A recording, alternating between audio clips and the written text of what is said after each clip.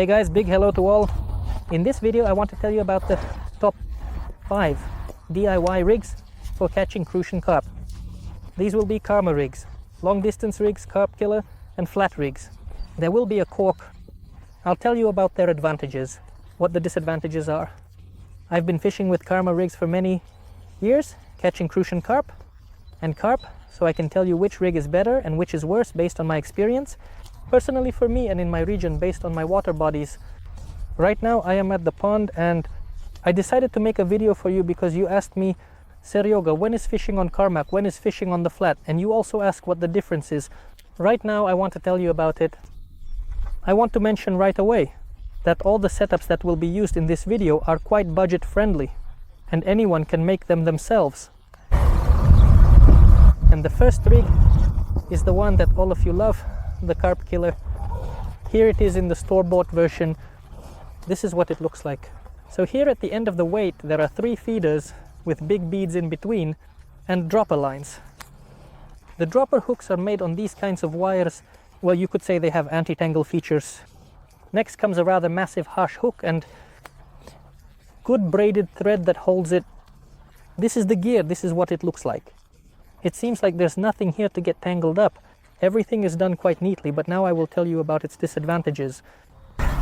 This gear has many disadvantages, but it works well in paid ponds where there are a lot of fish and they take almost any floating bait. Now I'll tell you about her. The positive characteristics. The advantage is that there are 3 feeders and they are located at a fairly long distance from each other, and you can attach them here. Bait them with porridge and attach 3 different baits. Well, I guess that's where the advantages end. What they say is that they don't get tangled, but guys, they definitely do. You see, there are hooks that twist, and this is not the best rig. It came to us from China, and for some reason our fishermen are using this Chinese rig. Everyone rushed in and started fishing. But I want to say that it has a lot of disadvantages.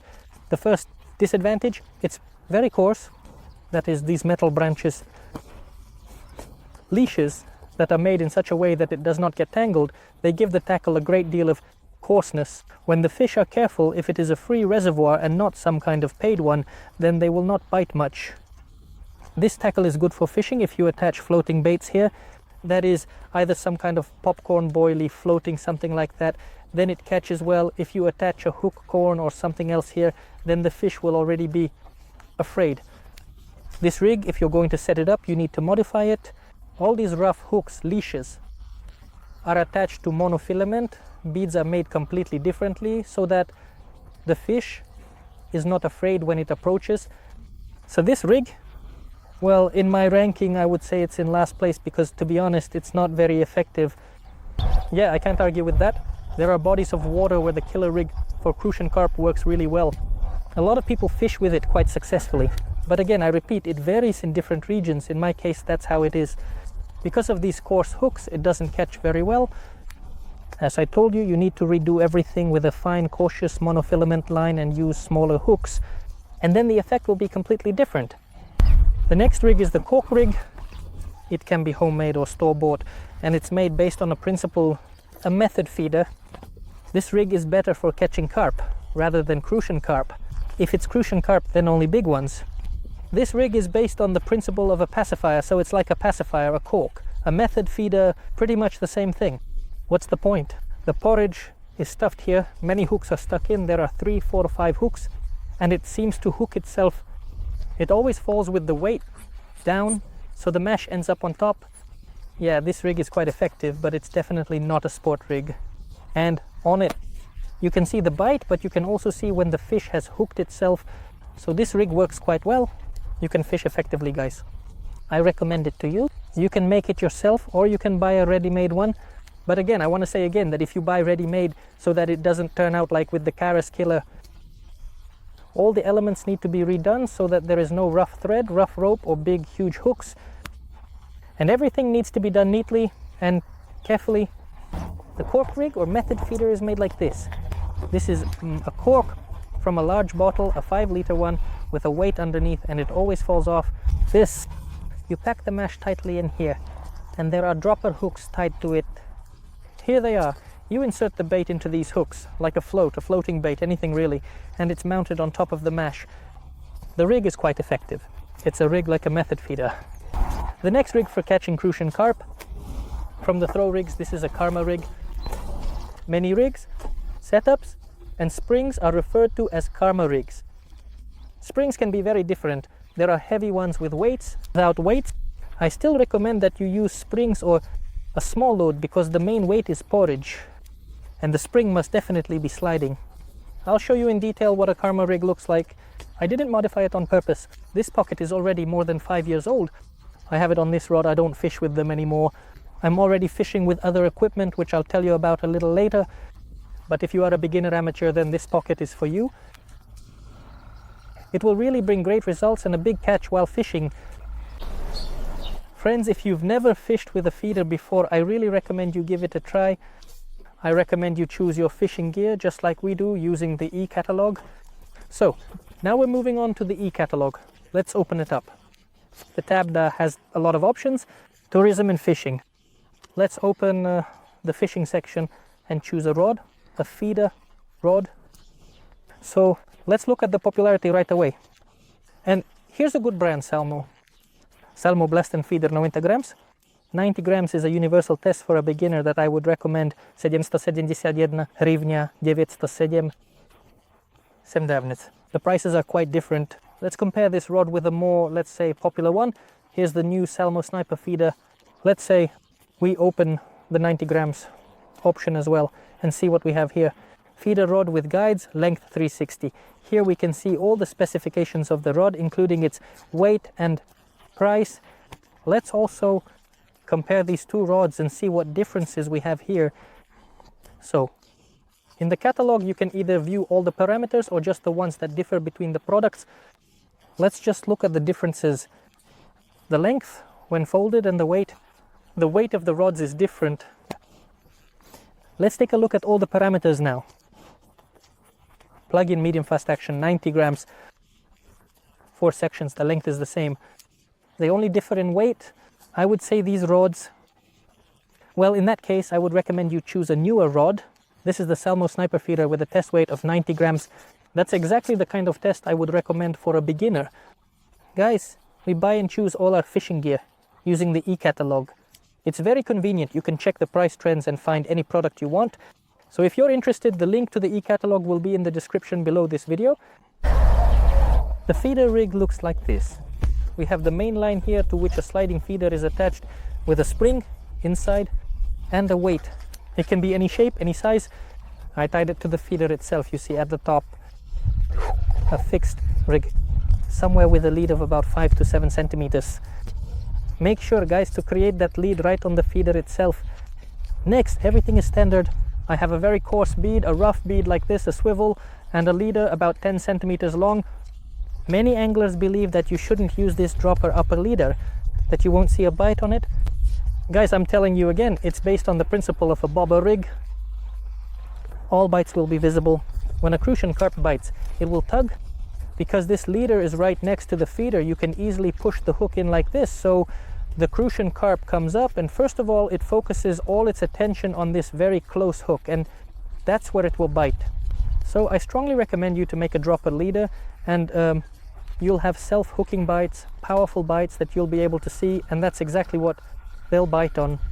There are many options for feeders, but I still use this one. This is exactly what I've been using all these years. Let's say from my childhood I used to fish with such a rig. It was catching the best, the very best. The rig is cautious with a line of about 0.35. The main thing is that you can make 0.25, 0.2 leads depending on where you are fishing. You shouldn't use thin leaders because they'll get tangled up a lot. The line should still be a bit thicker so that they lay separately like this, but at the same time they are quite thick and coarse. As you can see, the hooks here aren't very big either. For Crucian carp, they are just perfect and you can catch a lot on them. That means you can take any for Cormac. A telescopic rod, a length of 2.5 to 2 meters, any reel, roughly speaking, and line for fishing. There are also many different types of feeders and springs that can be used for feeding. There are feeders like these. They are very tightly packed with food. It is in them. It lasts a long time and hardly spills out. But because of these upper dropper spirals, which are arc-shaped,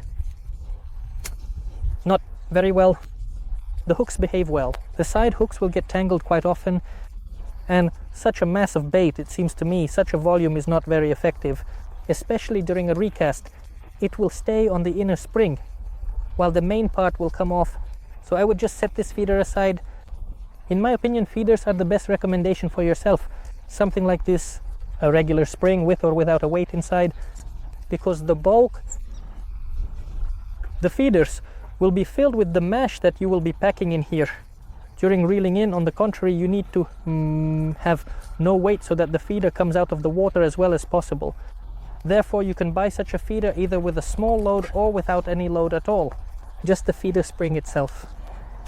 Before we move on to the next rig, which is quite right, you could say it's sporty and very effective. I want to go back to the feeders. Friends, the feeder is the rig that I started fishing with. These side hooks, which are right next to the feeder, the one I told you about, there was a lot of discussion about it on my channel, and many anglers said, Seryoga, you won't see the bites on them, they're ineffective. I want to tell you that the main mass, the bites happen specifically on the side hook that's attached to the feeder. You can clearly see them on the rod, and these dropper rigs work best because they are right next to the bait, right at the source where the fish feed, and the other dropper rig is a bit further away. So in my opinion, the feeder is one of the most effective homemade rigs as of today. Do it yourself. There are feeders with metal tackle, with metal arms, there are some dropper rigs. Yes, it all works. If you're fishing in some paid ponds where there's a lot of fish, they'll eat just about anything. If you're out fishing for Crucian Carp at a regular pond, I simply recommend using, as I already told you, the feeder is homemade. In general, the next rig is the flat feeder and flat fishing method. I caught a lot of fish with this rig last year. Crucian Carp. A white ammer is hooked, and this rig is quite effective. This rig has just one hook. Roughly speaking, in general, this rig has its roots, historically speaking, in the old days. When there was a bait holder, the cork I told you about, its effectiveness is the same. But here there's just one hook and a bite. If it happens, you'll definitely see it, this bite. And indeed, the way the bait is presented is very good. That's great, and very right. In the rig, the cork works well too, but there can be snags. It can get tangled, and it's more about that. It's on self-hooking. Here, self-hooking is possible, but only in a few variations. I'll tell you everything right now. So this rig is very effective and catches fish. Well, as of today, it's very effective. I specifically use flat feeders and the flat method to fish and catch Crucian Carp. Right, now, this is especially effective when feeder fishing, when you don't use any indicators, bites, or anything like that. You just sit like you're fishing for bream, watching the feeder, and it's a great pleasure to quietly and carefully catch Crucian Carp, specifically with a flat method feeder. So the flat feeder, here we have the main line, and there's this silicone, let's say, dropper that prevents the feeder from getting tangled. Here you have the right carp line, or whatever you have, braided line, any line, whatever you want. It's on the blood, swivel, and leader. The length of the leader, guys, should be about 7-8 centimeters, up to 10, I recommend. Here, as is correct, either a pop-up or popcorn, as it's called, or a floating boilie, or I even attach regular dung worms, and the maggots bite really well. The point is that with this gear, all the bait is on top, and the bait is mounted directly.